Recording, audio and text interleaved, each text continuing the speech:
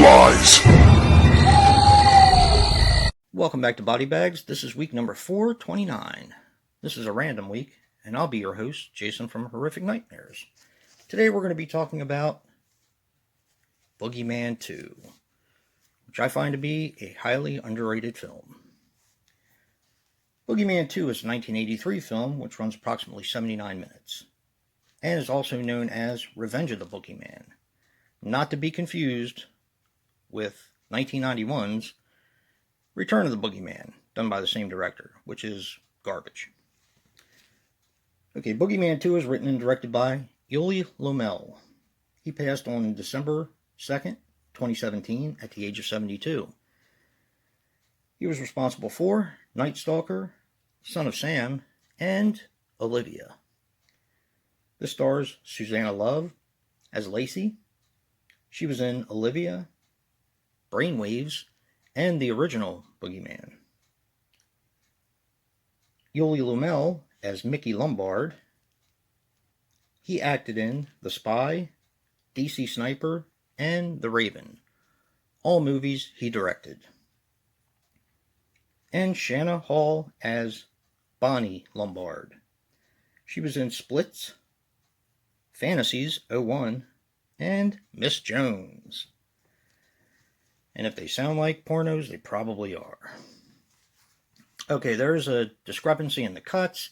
This is the 79-minute cut on this VHS. There is an 83-minute cut, which is the director's cut, and I believe you can get that on DVD. I don't have it, unfortunately, but yeah. And this was actually filmed in 81, but released in 83. The good thing about Boogeyman 2, and most people think is also the bad thing about Boogeyman 2, is that you don't really need to watch the original in order to watch this film. Because this is one of those films that is notorious for putting a large amount of the first film in this film. Kind of like Silent Night, Deadly Night 2. Now, when I originally saw Silent Night, Deadly Night 2, I hated it, because 40 minutes of it was the original. This one, it's only about 25-30 minutes. Then the movie gets really good. Now, in Silent Night, Deadly Night 2, as I said, I didn't really care for it too much when I was younger. It has grown on me, and I do like it now. But it just seemed like it was goofy. This one, Boogeyman 2, actually, has a lot of kills. So, after the events of Boogeyman, and I'm not going to say what Boogeyman is about because it's been around for so long, most people should know what it's about by now.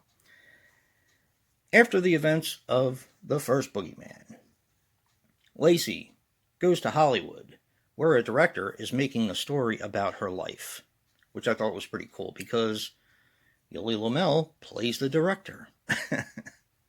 And he is the director, so yeah. So you get to learn about her life from the large amount of footage from the first film. But it's done much the same way as Silent Night, Deadly Night 2, where he's explaining the story. Ricky's explaining the story of what happened in the first one. Well, this one, it's Lacey explaining the story because she's been called there as a consultant and, if I remember correctly, to possibly act in the film. So that's where you get your parts of the first one. Well, they are filming at a hotel, and the concierge, who is actually in the film as well, goes through Lacey's stuff in the hotel, and wouldn't you know it, she just happens to have brought a piece of that mirror, that famous haunted mirror, from the first movie into this hotel with her. Now, this acts more of a possession supernatural slasher story. The first one was more of just a supernatural slasher with stuff like pitchforks going in midair, the rope going around a person's neck and hanging them, stuff like that. This one, the mirror actually embeds in the concierge's glove on his palm, and it makes him do bad things, like kill all the people that are in the motel, including the crew and the people who are acting in the film and directing. This is a really fun one because the body count is kind of high, and I'm not counting the ones in the first Boogeyman that you get to see. Once this kicks into high gear, it really goes, and the body count is high, and the kills are a lot of fun. That's what, to me, separates this one from, let's say, a Silent Night, Deadly Night 2. As I said before, Return of the Boogeyman is a 1991 film by the same director, which is absolute garbage and has mostly everything from the first film in that one as well, but it's just not a good film. Now, as far as a few things that are interesting about the film, of course, Yuli Lommel was married to Susanna Love, which of course was why she was in his films. They got divorced years later, before he died. Now, because of the success of the first Boogeyman, Paramount wanted to make a deal with Yuli Lommel to make a sequel. This is not that sequel. He basically said, no, I don't want a big company. I don't want to be involved with a big company in order to make movies. He was, I guess, one of those people who was against the system and fighting against the man, you know what I mean? So he turned down that offer, and most of his career is made crappy films. I don't consider this to be a crappy film. I do like the original Boogeyman. I really like Olivia. Brainwaves looks good. I've heard good things about it. And The Tenderness of Wolves, I've also heard good things about. As far as the rest of his career goes, that's supposed to be a raspberry. But, you know, movies like Night Stalker, DC Sniper, they're horrible. They are really terrible. And I don't know really what his obsession was with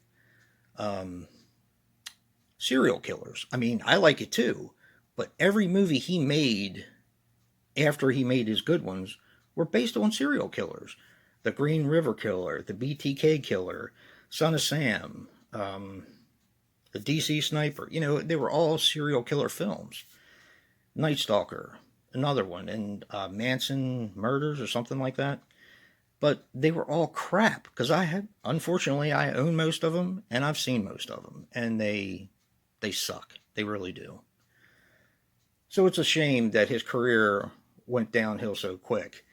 And you can tell they're really low-budget films, but I don't mind low-budget movies, but his don't have stories, they don't have good acting, they don't have good kills, they're just kind of worthless.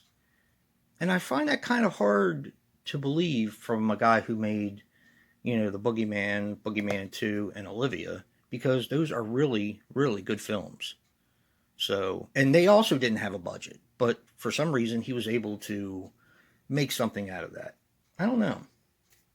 It has always made me curious how his career went to hell in a handbasket so quick. But not for me to judge, I guess. Well, it actually is for me to judge, but, you know, I don't know what happened to his career that he started making all these films, all these bad films, but it's a shame because he had potential, real potential. So, yeah. Just my thoughts. And I do find this to be a highly underrated film. I don't believe it deserves the flack it gets.